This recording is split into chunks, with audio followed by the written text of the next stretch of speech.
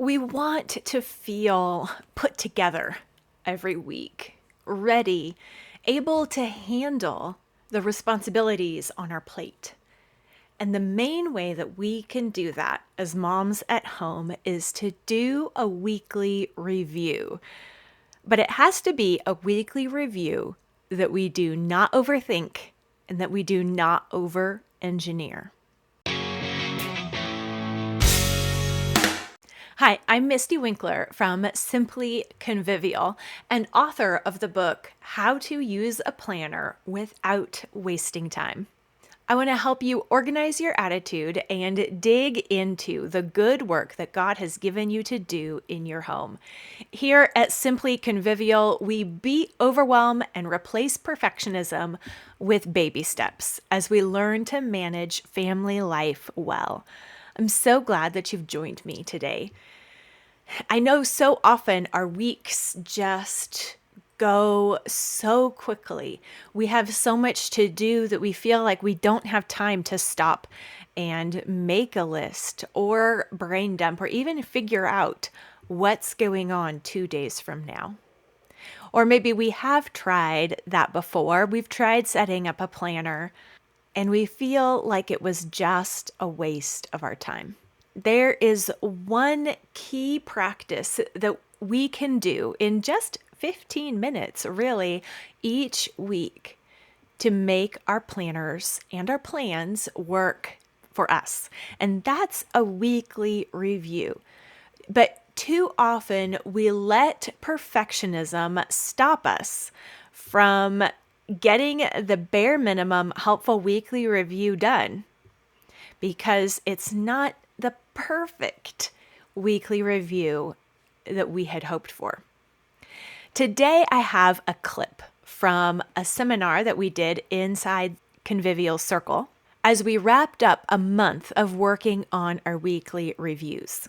I tackle some of the biggest obstacles and struggles that women have with a weekly review, and we wound up talking about how even an imperfect, quick, late weekly review is still better than no weekly review at all. And I wanted to share a clip from that seminar with you today to encourage you to just try it. Even if it's Tuesday, even if you only have 15 minutes, even if you don't have a planner, but just a sheet of paper to take some notes on for the week. It will be good enough to be helpful. So grab a basket of laundry to fold and let's dig in. Yes, Sarah says even doing the review on Tuesday counts. That's the truth. It doesn't have to be perfect to be helpful. Rhiannon says that she's noticed that writing it all down makes her feel way more accomplished. Her husband noticed her planner and checklist last night and he said, "Did you do all that today?" Way to go. Way to go. Kara says, for a weekly review, I found that even if I just write down a top 3 without getting anything else, led to a better week than skipping it entirely. That's the kind of thing that we want to notice because that helps us to iterate. It helps us to keep what's working instead of saying, I didn't do all my weekly reviews, so I'm going to scrap my whole plan and build a new one from the ground up and try something entirely different. You say, you know what? I only did this one piece, but that alone helped tremendously. Then now you know what your minimum viable weekly review is. And if you do that, you say, hey, I did my minimum viable weekly review. Yes. Gracie says, just because it isn't optimal doesn't mean it's not beneficial. But our temptation so often is to say, what I planned to do didn't get done. So something is probably wrong with my plan. Let me start over from scratch and try to reimagine everything. But our imagination is not where we need to go to move forward. We need to take what is working, which means noticing what is working, and then build on top of that. So notice that, hey, it's helpful even if I do it on Tuesday. So when it doesn't happen over the weekend, I'm not going to say, too late, better wait till next week. I'm just going to do it. I'm going to do what I can when I can. And you will be more productive. And moving forward, you'll be more likely to get to that review sooner because you're experiencing the benefit of doing the review. Erica, all of us, I think all of us. She says, perfectionism has been the air I breathe, so I don't always realize that I'm operating as a perfectionist. When we said I was going to do this one thing every single day and I missed a day. So much for that. I'm going to have to try again next week. Or I made the list for today and I didn't get to half of it. Never mind. Just forget about that weekly dashboard. I'm going to stop looking at it for the rest of the week because I messed this day up. And we know that's not helpful. We know that's not right, but that is such a temptation, right? It applies in so many areas. That is perfectionism. And coming back to the plan, having a plan A and a plan B, like plan A is every single evening I'm looking at my weekly dashboard and my calendar and I'm updating it. Even if I don't really want to look at the day because I know that I can't check everything off. So really I want to be in planner avoidance mode. It's not helpful. That is perfectionism, and that is the kind of thinking that gets us stuck and keeps us stuck, where we avoid really assessing where we're actually at. Let's see. I'm trying to see. I think there was a question in there.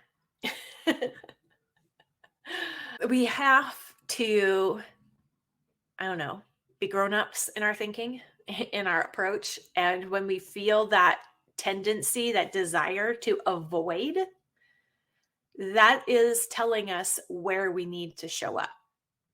Because probably if we actually did show up, we'd have to confront our wrong thinking because we are avoiding because we think, I just blew it. And I don't really want to deal with that right now. I don't want to, I know that I blew it. I don't want to think about it anymore. But if you go to it and you say, okay, shuffle the things around, acknowledge what you did do, it's probably not to the level of blowing it, right? Like, okay, this is actually still doable. Let's see. So Marin, tell me if I said your name right. Marin asks, what do you think about going in at night and adding things in that you did during the day but didn't write down? I think that's great. I think helps a lot. And it helps if you don't just update your checklist by checking off what you did do, but when you write in the things that you didn't plan for, that's a part of assessing what is working because you are working and you need to know what you're actually working on, what's actually taking your time so you can make a better plan for the next day or the next week, the next Monday. So there is one sense in which you want to acknowledge that you did get things done and you want to have those check marks. But even beyond that, it's like budgeting, where I failed at budgeting for years and years because I would sit down and create a budget off the top of my head that looked on paper like it should work. That this was the way we should be spending money. And it never worked because it didn't reflect our real life. And so it we didn't succeed at budgeting until we just actually basically journaled a budget for more than 1 month and said, okay, this is where money is actually going. And maybe we start with this as our budget because this is just reality right now. And so we can make incremental changes, but we don't just come up with the perfect ideal and then make our lives fit that thing, that container that we've created on paper. noting on your weekly dashboard or in a journal, or noting in some kind of way what you did do in the day, is a way of taking into account your real life, giving yourself credit for it, but also learning and figuring out what your responsibilities really are, where your time is actually going, so that you can plan with reality in mind instead of just by imagining what a perfect day looks like. So, yeah, a weekly dashboard is just a plan for the week. It can take all kinds of forms, but it's basically a weekly overview plan, something where you can take a look at it, just take a look at the week at a glance. Yeah, your weekly review is a time where you're reconciling how things went. And so that does take honesty in both directions. It takes honesty in saying, okay, I have to honestly admit that I planned too much here. I was over ambitious. All of this didn't happen because I was totally unrealistic. And then also honest and saying, but look at all that I did do. And sometimes I find it depends on a few different factors that I haven't quite figured out. But sometimes, or really, it helps me to overplan a little bit, to feel that little push. Okay, we're going to try.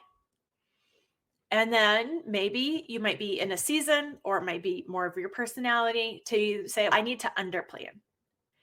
And if you aren't sure, the weekly review gives you just a week block to test out a theory. So you can think of a week, the period between your weekly reviews, as a little bit of an experiment, a little trial run of something. So you're not saying, I'm committing to this routine for forever, or I'm committing to XYZ.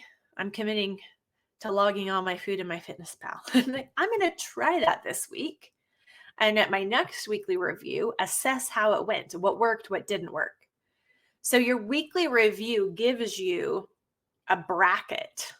It brackets your time and lets you set little self experiments and give yourself a short trial run on some theories that you might have about what would help you work better, what would help you be satisfied at the end of the day, what would help you not feel so overwhelmed by a long to-do list.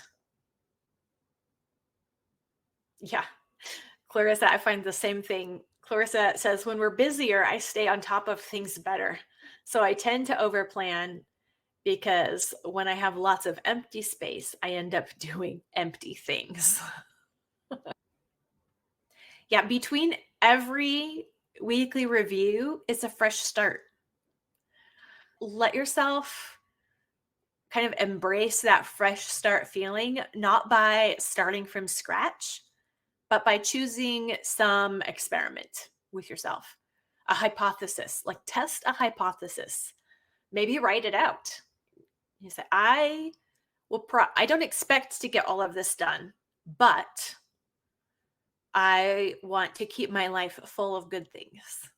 And here are all the good things that should be on my radar. Let's see how many I can get to this week. The weekly review really is that linchpin planning piece. And so we've started the year practicing the planning piece that has the most potential to keep us focused, productive, fruitful, moving forward, even if it's not the perfect weekly review.